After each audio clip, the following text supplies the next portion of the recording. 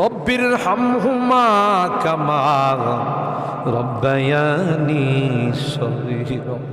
রব্বুল আলামিন আল্লাহ কোন কোন শীতের মধ্যে ঐতিহাসিক খোলাপাড়াবাসীর উদ্যোগে আল্লাহ 49তম তাফসীর মাহফিলের আজকে তৃতীয় দিনের শেষ রজনীতে আল্লাহ গভীর রজনীতে মালিক রে, আমরা কিছু সংখ্যক গুনাহগার বান্দা আল্লাহ তোমার আদালতের কাঠ গড়ায় আসামির মতো দাঁড়াই, ভিক্ষুকের মতো দুইখানা হাত বাড়াইস।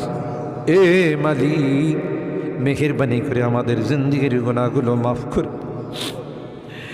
ও রব্বে কারীম, তুমি তাকাইয়া দেখো, বুড়া মানুষগুলো ঘরে যায় না, আগে মা বোনরাও ঘরে যায় নাই, আমার কলিজার টুকরা সন্তান যুবকরাও ঘরে যায়।